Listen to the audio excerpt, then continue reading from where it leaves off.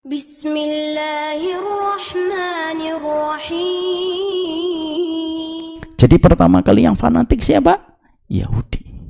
Yahudi yang fanatik. Loh kok bisa nyebar Ustaz? Su'ul khuluqi yu'ti. Penyakit buruk itu nular. Makanya kalau ada sini yang ngantuk satu, yang lain ngantuk, ya. Ndaklah di sini. Maka akhirnya nyebar. Dan itulah fanatisme. Makanya Masya Allah, jangan antum kira orang Yahudi itu nggak paham tauhid. Paham. Masa Ustaz? Iya. Mana dalil antum? Oke, saya ambilkan dalil. Dalam riwayat Muslim, ada orang tua Yahudi datang kepada Nabi.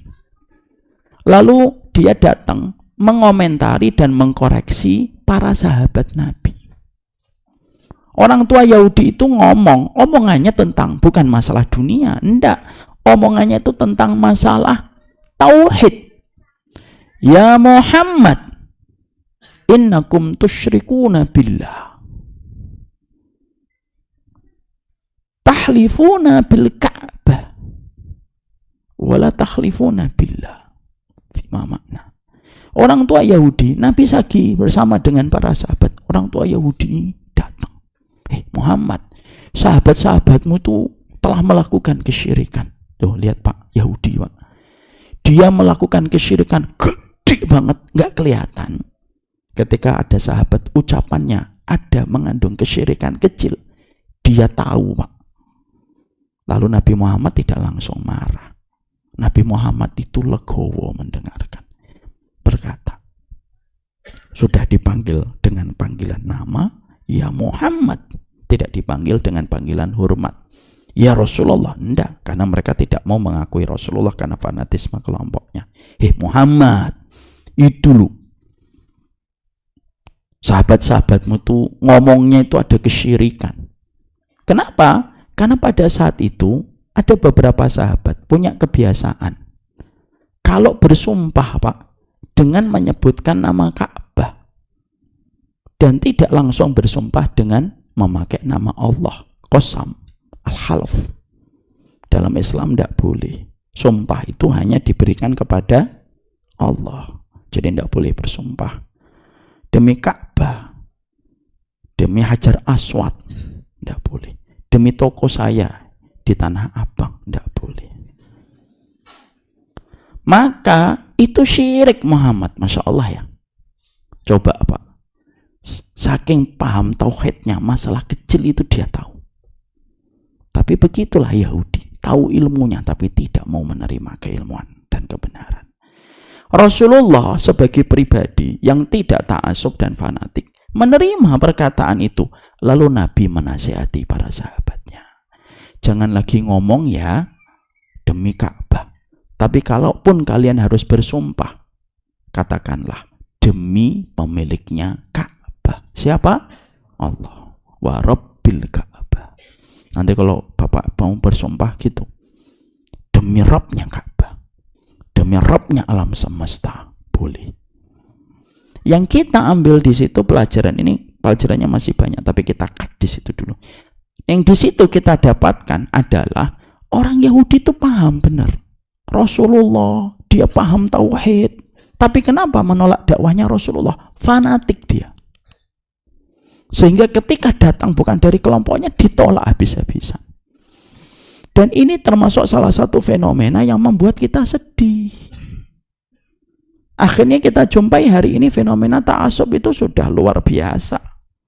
Akhirnya menjadikan kita mendapati kelompok begitu ta'assubnya, begitu fanatiknya, menyandarkan kebenaran bukan kepada karakteristik, tetapi kepada kelompoknya. Dan kepada siapa nama-nama di balik kelompok itu. Dan akhirnya apa? Menyempitkan kebenaran. Ada orang menyampaikan kebenaran hanya karena tidak datang dari versi kelompoknya, ditolak. Nah, ini bahaya. Makanya akhirnya kembali ke poin 1.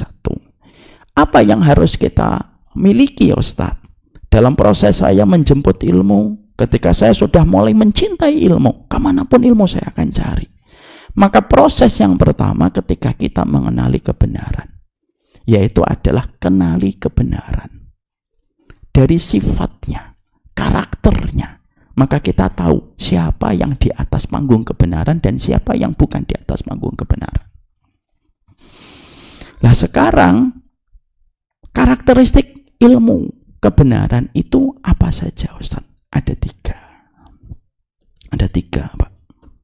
Yang mana ini harus menjadikan kita memiliki checklist. Sehingga nanti kalau kita dalam kehidupan ketemu dengan ustadz, ketemu dengan tulisan apapun, checklistnya dengan 3 ini dulu.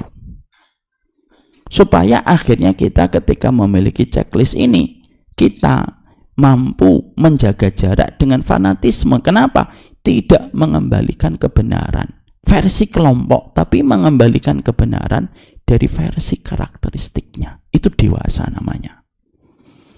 Ya, jangan kayak anak STM, Pak. Anak STM itu berperang karena loyalitas sekolahan, bukan karena yang benar. Ada nggak anak STM itu ketika ditanya, kenapa tawuran? Saya membela kebenaran, Om. Nggak ada. Kenapa kamu bunuh dia? Beda seragam. Kenapa kamu bawa celuritmu yang sepanjang 30 meter itu? Untuk menebas perutnya sampai kelihatan ususnya.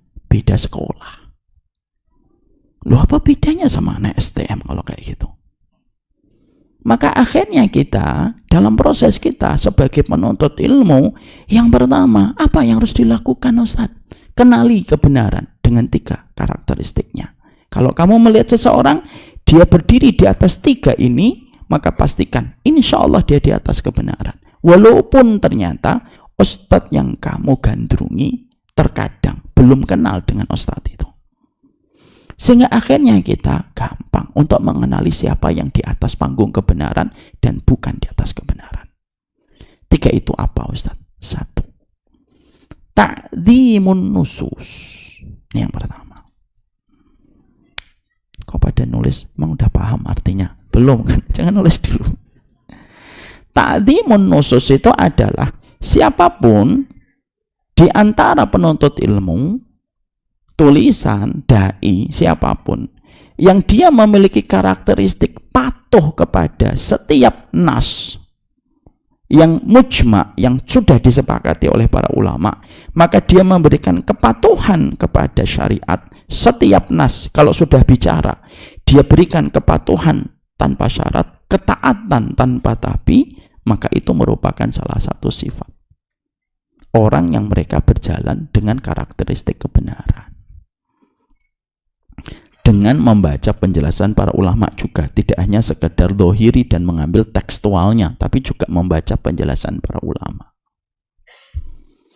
Maka dari situ saja kita sudah mulai bisa mengatakan siapa yang berjalan di atas panggung kebenaran dan siapa yang tidak berjalan di atas panggung kebenaran. Misal, ada seseorang menyampaikan sebuah ilmu, lalu dia berkata, ya memang sekarang ada beberapa hal yang tidak mungkin kita pakai beberapa hadis dan beberapa ayat.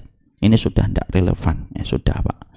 Kalau sudah menyampaikan bahwasanya ayat dan hadis tidak relevan, udah, Pak, tinggalkan aja. Mari kita makan bakso, cukanya agak dikit, sambelnya agak banyak gitu. Daripada kita mendengarkan orang yang sudah mementahkan perkara penting dan pokok pada kehidupan iman dan ilmu. Apa itu kehidupan pokoknya iman dan ilmu? Tunduk dan patuh. Ilmu, iman dengan kepatuhan itu satu nyawa yang tidak bisa dibelah. Kayak gula dengan rasa manisnya. Kalau ada gula dengan rasa manisnya, kenapa disebut butiran putih itu gula? Bukan putihnya, Pak. Karena rasa manisnya. Ada butiran putih di sini, kita cicipi.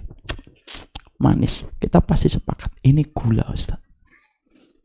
Kalau ada butiran putih, kita cicipin. Nggak ada manisnya. Kita ngomong apa? Ini mutiara kali. Kenapa bisa sepakat mengatakan itu adalah gula? Karena rasa manis. Lah, ilmu itu nyawanya pada kepatuhan. Sekali lagi ya, dengan kita melihat secara utuh penjelasan para ulamanya bagaimana, tidak hanya bersifat tekstual, penjelasan syarahnya bagaimana, apakah di situ ada perbedaan para ulama ataukah tidak. Ini juga menjadi perhatian kita. Dan maaf, ini merupakan syarat pertama dalam kita mengenali seseorang di atas kebenaran. Ada orang yang mengatakan, oh, hadis-hadis Rasulullah itu banyak yang tidak bisa kita lakukan hari ini. Tidak bisa. Kita tidak pernah ragu mengatakan semua hadis Nabi itu relevan dalam setiap zaman. Semua hadis Nabi Sallallahu Alaihi Wasallam. شكرا هديت قلبي شكرا